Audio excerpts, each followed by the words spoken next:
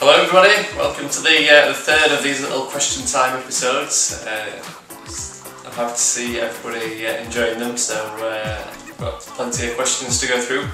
I picked out a bunch of questions from the last two videos, but as always, if you've got a question that you'd like me to answer or I've not picked out your question this week, feel free to submit it again as a comment and I'll get around to it in one of the future episodes. So let's get started. Okay, this first question is from Marcus, and he says, how do you deal with your client's needs versus your technical skills? For example, do you charge less for a job which you have to learn new skills because it might take longer to complete? Nowadays I don't tend to take on a project if it includes something that I'm not 100% sure I have to do it. There's been times in the past where I've took on projects that I wasn't sure exactly how to build it myself, but there was some sort of plugin or some sort of software application that would do the job. A great example is a property management website. A good few years ago now I took that job on, and I based the site on a Joomla application which pretty much did all the things the site needed to do.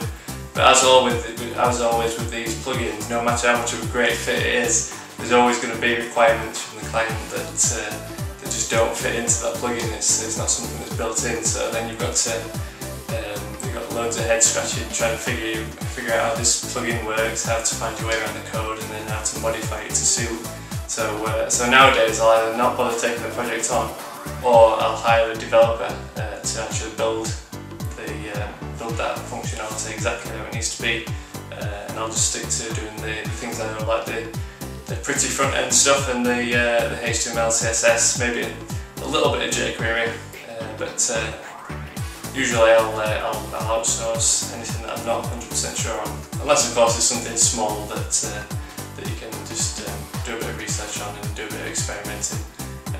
Those sort of things are always good to keep your skill set developed, and we all like little challenges, so the small sort of things are good, but anything large scale I'll not bother taking on, or hire someone else to do the work. Alright, Paul Sizer asks, how did I create the outro at the end of this video, or these videos? I actually followed a tutorial, an After Effects tutorial from AE Tux. It's I'll post the link in the little news section this week. It takes you through the process of creating like the kinetic type sort of thing where it's animated and all that sort of stuff. So check out that tutorial. That's what I followed. I did stray off the path slightly and kind of use my own design and added a few of my own little ideas, but that's kind of what it's based on. Okay, Gary, I like to ask, how much time do I spend each week between client work and working on my blogs? I mean, as time goes on, I'm starting to work more as a full-time blogger. Earlier on this year, I packed in client work for a good couple of months and worked purely on my blogs. Now I've got a couple of client projects. I don't want to take too much on because I'm wanting to keep growing my blogs and spending more time on them. So at the moment, I've got two web projects on, which is about the max I feel I'm going to take on in the near future. It's a good mix between leaving time to create blog posts each week, do all the marketing and general socialisation on the web, as well as keeping me occupied with client challenges. So time-wise, it's probably nearly a 50-50 match. I suppose it's with the blogging side, there's all things like just generally chatting on Twitter and posting design links and reading my RSS feed, which aren't really classed as work, but it's all included in the whole thing that gives me additional exposure online and all that. So it's kind of hard to put a fine line between them, but it's probably a 50-50 match if you count all that in as blog work. Okay, on the last video, Sergio asked if we could have Spanish subtitles in the video. I can't say I'm much of a Spanish speaker, but I'll see what I can do. Yo le he enviado al calabozo en 2 ocasiones. Tiene su historial manchado de pasadas a gran velocidad sobre 5 torres de control y sobre la hija de un almirante. I definitely know what you mean though, because I look back at some of these videos myself and half the time I can't even understand what I'm saying, so I have no idea what what anyone who doesn't speak English as a first language is like, but hopefully you get the general idea of what I'm trying to say.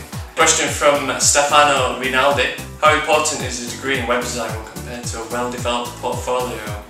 Is it about showing your grades or showing your skill? Well, I definitely know that you do not need a degree to get into the world of design, and there's plenty of designers, popular designers out there who never went to university or got a proper qualification, and they're all self-taught. With that said though, I mean, I went through the degree route, and if you got the opportunity, it does set you up. You got the grade and the little letters next to your name, and that, I suppose, just might give you a little advantage when getting a job, but mostly it's definitely down to what you can do. If you can show that you know Photoshop, you know Illustrator, you know the basics of web design, maybe a bit of print design, depending what sort of job you're going for, it's definitely showing what you can do more than what qualifications you have. If you're motivated enough, there's all the stuff online that you can use to, as self-teaching.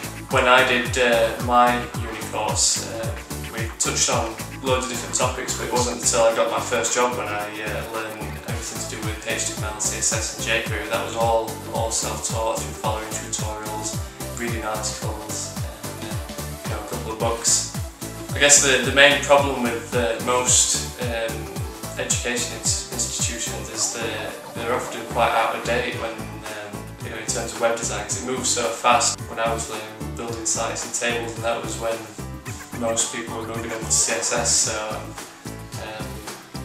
so when I got my first job, I obviously then went and learned CSS, and nowadays they'll probably be teaching XHTML and CSS, but it's the HTML5 and CSS3 that you want to be concentrating on if you're going to be getting into the industry within the next couple of years. So yeah, definitely submerge yourself in everything online, and there's plenty of resources out there to learn from. Just keep pushing yourself to learn more. Alright, last question for this week is from Michael. Michael's wanting to go into freelancing but doesn't know how to start getting more clients. He's got 4 clients at the moment and wants to know if we've got any magical recipes to get some more. No magical recipes, basically just socialise online, do things that excite you, share your work, share your knowledge. Basically, what seems to have worked for me is being active on Twitter, posting design links, writing design tutorials, helping other people out by sharing what I know. And what all that does is it just puts your name against design, against illustrations, whatever, web design. If you're writing a blog post about web design every week, the more your name appears next to that subject, the more you're going to become associated with that topic. And it's the same with Twitter.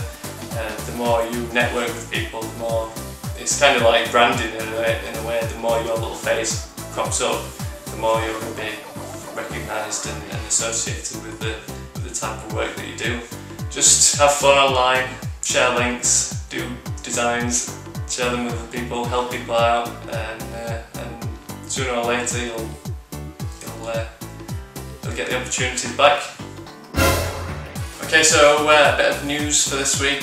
First of all, quite a big bit of news for me is that I've been nominated for the Net Awards. My blog is up for Blog of the Year amongst a lot of other cool websites. So if anyone's voting over there, any votes for me, blog.spoongraphics would be hugely appreciated. Let's hope I can make it into the finals and maybe even snatch the first prize. So I mentioned that I built the outro video using a tutorial from Editos, and that is design rhythmic motion typography in After Effects. So check the link out below, and if you wanted to create something like that yourself, then follow that tutorial like I did, and I'm sure it'll help out.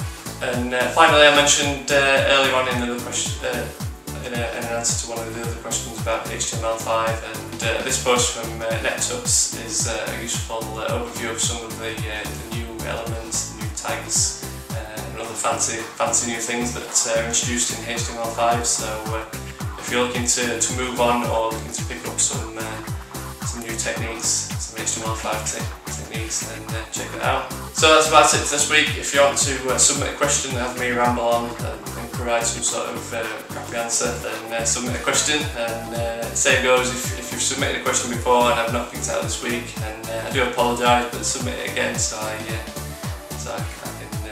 see for next time, and I'll get around to it. Thanks for watching again, and I'll see you all later.